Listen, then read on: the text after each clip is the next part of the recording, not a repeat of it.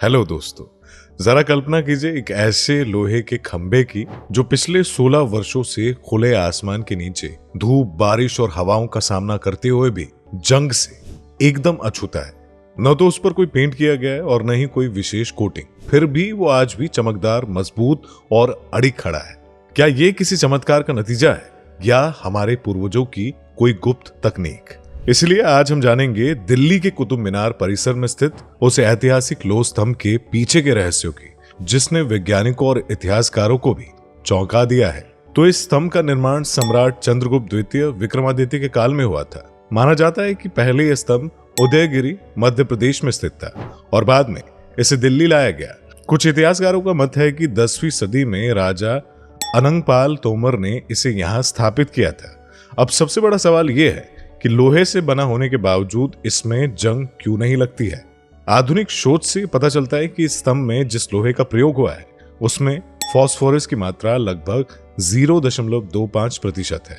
साथ ही इसमें सल्फर और मैग्नीशियम जैसे तत्व नहीं पाए गए हैं जो आमतौर पर लोहे में जंग लगने के कारक होते हैं। समय के साथ इस स्तंभ पर एक पतली परत बन गई जिसे वैज्ञानिक मेसवाइटा कहते हैं। यही परत इसे जंग लगने से बचाती है। गुप्त वंश के समय में भारत ने विज्ञान, गणित, वास्तुकला, धातु शिल्प और कला के क्षेत्र में जबरदस्त प्रगति की थी और सम्राट द्वितीय न केवल एक वीर योद्धा थे बल्कि वे विद्वानों और कलाकारों के महान संरक्षक भी थे और उनके दरबार में प्रसिद्ध नवरत्न शामिल थे और जिनमें सबसे प्रसिद्ध नाम था कालिदास का। ये लोह स्तंभ भगवान विष्णु को समर्पित था और इसे विष्णु ध्वज भी कहा जाता है। माना जाता है कि यह स्तंभ चंद्रगुप्त की विजयों की स्मृति में स्थापित किया गया था और इस स्तंभ से जुड़ी कई रहस्यमयी थ्योरियां भी प्रचलित है।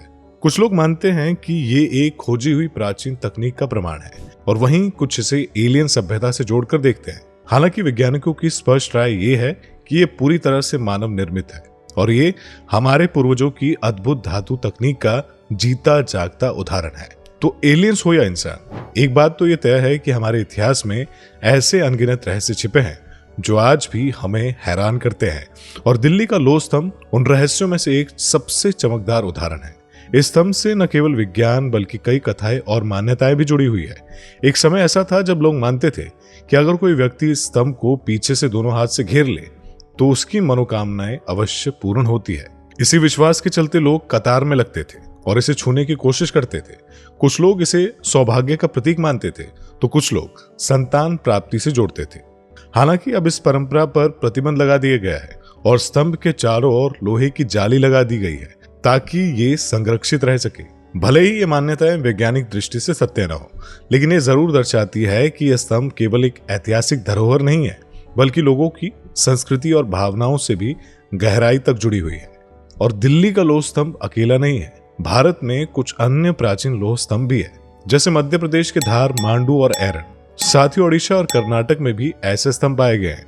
इनमें से कई पर शिलालेख है जो किसी राजा की विजय, धर्म प्रचार या स्थापत्य कला का वर्णन करते हैं। लेकिन दिल्ली का लोह स्तंभ सबसे प्रसिद्ध इसलिए है क्योंकि ये आज भी खड़ा है और अभी भी इस पर जंग नहीं लगा है और ये भारत की प्राचीन धातु शिल्प, विज्ञान और स्थापत्य कौशल का जीवित प्रमाण है। ये न केवल ये दर्शाता है कि हमारे पूर्वज तकनीकी रूप से कितने उन्नत थे, बल्कि ये भी कि उनकी बनाई हुई चीजें बिना किसी आधुनिक टेक्नोलॉजी के भी सदियों तक टिक सकती है।